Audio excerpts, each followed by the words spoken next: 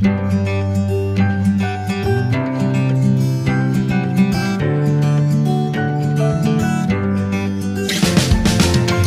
nga pala to subscribe and hit the notification bell para updated kayo palagi. Thank you! So, Hi guys, we're back. So, this is Jonah. Just call me Jonah, an OFW working here in Saudi Arabia. So, it's been a while na-stop tayo in vlogging. So, I think it's not even a while. It's been a years na nag-stop tayong mag-vlog. So, I think this is the right time again na mag-share ng ideas, thoughts, experiences para may mga mapulot na idea ang ating mga bagong kasambahay na magtutungo at magtatrabaho dito sa gitnang silangan. So, disclaimer guys, ang lahat ng sasabihin ko is based on my experience. So, I've been working here in Saudi Arabia since 2015. So, I think may konting kaalaman and knowledge na rin tayong mga natutunan base sa taon na pagtatrabaho natin dito. So, guys, if may matutunan kayo sa videong ito, please subscribe naman and please help me reach 1,000 na subscribers ulit. So, let's start. Lahat ng naririnig ko ng mga baguhan is parang tinatanong nila kung ano nga ba yung mga dapat nating dalhin. Ano nga ba yung dapat nating ilagay sa mga maleta natin. So mostly, yun yung parang naririnig ko na questions ng mga baguhan na nagpupunta rito. So first thing na dapat mong kailangang dalhin kabayan is, syempre, magdala ka ng Xerox ng kontrata mo. Yan, napaka-importante po ng contract. Although yung contract naman na original is mag-stay sa'yo, pero okay na din yon yung may extra kang daladalang Xerox ng kontrata mo. Maiiwan sa family mo at para sa'yo na kopya mo. Second is Xerox copy ng passport mo. Yes, napaka-importante ng passport. Kasi mostly kahit na pinagbabawal na kunin ng employer ang passport, pag nagpunta ka dito sa Middle East, parang nakagawian na kasi nila na kunin yung passport ng worker. So, sabi nila, for keepsake, parang ganon, para maitago na maayos. So, ang advice ko is, magdala ka ng at least na Xerox copy ng passport mo. So, just in case na kunin yung original na passport mo, meron ka pa rin nakatagong extrang passport. Susunod is that charger. Yun eh, charger. Kasi guys, magkaiba yung charger natin sa Pinas at saka yung charger dito sa gitnang silangan. So, dapat at least may ganito ka charger. Magdala ka ng charger mo. At magdala ka din ng at least na extra na mobile phone mo para just in case of emergency ay may magamit ka. Yon, kasi saka na natin i-expand yung kwento na ganun. Bakit kailangan magdala ka ng extra na phone? So, hindi sa lahat, pero may mga ibang employer na kinukuha kasi nila yung mga mobile phones. Kinukuha nila yung mga phones ng katulong. So, dapat may extra kang daladalang phone, kahit yung keypad lang, ganyan. Saka yung ito, charger. Next is that yung mga pang personal hygiene. So, take note guys, na ang personal hygiene ay wala po sa kontrata. Hindi po nakasaad sa ating kontrata na obligado ang ating employer na magbigay ng mga personal hygiene like sabon, yan, mga toothpaste, mga shampoo and conditioner, mga sanitary pads, wala po yan sa contract. Kung hihimayin po natin yung kontrata natin, ay wala pong nakasaad doon na obligado silang magbigay. So, dapat, bago ka palang sumakay ng eroplano or mag-impake, dapat meron ka ng mga kahit konti lang na personal hygiene. And if nagpunta ka rito at naswertehan mo yung amo mo at ibibigay lahat yung mga yon, edi swerte mo, 'di ba? May magagamit ka sa mga susunod na buwan. 'Yon. Pero kailangan magdala ka rin kasi may mga employer na hindi magbibigay. Okay? hindi po pare-parehas ang ating mga amo. So, kailangan naka-ready tayo. Kung hindi man siya magbigay, at least na may dala-dala kang mga pang-personal hygiene mo. Yun. Tapos, ang susunod doon is of course, yung kung may personal hygiene, if merong mga personal pang hygiene, meron din dapat tayo mga personal na gamit like yung mga underwears natin, dapat laging nakahanda. Huwag nating isipin na pupunta tayo doon is magbibigay sagot lahat ni madam. No. Kasi base sa experience ko po is no.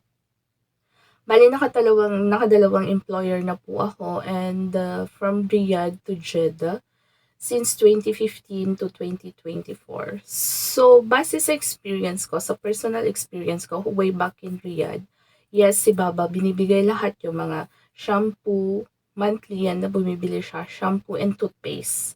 The other things, hindi na yan magbibigay. So, dapat may dala-dala ka beside from lotion, Vaseline. Guys, magdala po kayo ng Vaseline kasi yan po yung magiging best friend nyo dito kapag nandito na kayo. Kasi especially pag taglamig, magkakakubal-kubal lahat yan mga pati ito. Magsusugat-sugat yan. Mga daliri, mga kamay ninyo magsusugat-sugat yan. Minsan. Ewan ko lang sa iba. Yung syempre sa sobrang lamig, so kailangan mo ng Vaseline, mga wintergreen, yung mga panghaplas ninyo, magdala kayo ng ganon. So, magdala din kayo ng for emergency na mga gamot like, ano ba yun, para sa mga, pag sumakit yung tiyan mo, like Diatabs, magdala ka na rin ng mangilan-ngilan na paracetamol, yun, Alaxan, yung mga tablet na pwede mong i-take just in case na pag salta mo dito is nagtai ka, may maiinom kang Diatabs, ganyan, or kung pag salta mo dito is nilagnat ka, at least naka-ready yung pang-emergency mo na iti-take mo na gamot bago mo sabihin kay madam na ipa-check up ka, ganyan, at least na may maiinom ka ng gamot. So, after nun is yung mga damit. Makikita mo after signing the contract kung sa Riyadh ka or sa Jeddah or any part, mostly kapag sa Riyadh, sobrang lamig kasi ang winter ng Riyadh. Nagre-range yan ng, or nag-start yan between January hanggang February or mid-March. Sobrang lamig sa Riyadh. Wherein dito sa Jeddah, yung winter nila is hindi gaanong malamig. So, alam mo na yung dadalhin mo, magdala ka ng jacket, mga medyas, ganyan. So, may mga amo kasi na magbibigay sila at may mga amo din na hindi magbibigay. So, kung ganon, kailangan naka-ready ka para at least may magamit ka, protection mo para sa katawan mo, 'di ba? Kasi mabubugbog ka na nga sa trabaho tapos ang dala-dala mo pa kulang-kulang. So, di paano na? Kawawa naman yung katawan natin. So, mas maigi yung prepared tayo, guys. So, recap, yun yung mga basic na kailangan nating dalhin, no? Xerox ng kontrata, Xerox ng passport, napaka-importante po niyan. And yung mga pang-emergency na gamit natin, like medication, kung may maintenance kayo, bumili na din po kayo kasi ang pagkuha ng mga maintenance dito, kung magpapa-check up kayo is per schedule pa. Magpapa-appointment ka. So, medyo matatagalan. So, kailangan mong sabihin pa sa amo mo, tas dadalhin ka sa health center. So, mauudlot yung pag-inom mo ng medication mo. So, kailangan pagpunta mo dito, at least nakahanda yung 1 month na iti-take mong maintenance mo. So, what else? Yung mga personal hygiene. Guys, ha? Yung mga personal hygiene, wala po yan sa contract. Kahit basahin nyo ng ulit-ulit yan, wala. So, hindi natin pwedeng sabihin na, si madam ganito, hindi nagbibigay. Kasi wala nga po yun sa kontrata. Merong iba na sasagutin lahat, merong iba rin na hindi sasagutin. Yan, parang sa mga friend ko dito. Okay? So, okay sa sahod, pero yung mga personal na hygiene, hindi nila ibibigay. Sagot mo yon. So, ganun yon. So, dapat naka-ready ka. And then, yung mga gagamitin mong panloob, ganyan. Yun yung mga importante na dalhin. Mga jacket. Magdala din po pala kayo ng extrang food ninyo. Food like kape, ano pa nga ba yun, Milo, yung mga yung nakasachet lang. Kasi at least to be ready, just in case na yung pagdating nyo dito is walang ibibigay si amo. Kasi guys, may mga amo talaga na ganun, wala silang ibibigay na pagkain ba? Unang salta mo pa lang. Meron mga employer na ganun. So, at least may pangkakape ka hanggang sa sahod, ganun. May payless ka, ganyan. O yung mga dilata tuna, magdala ka ng ganyan, no?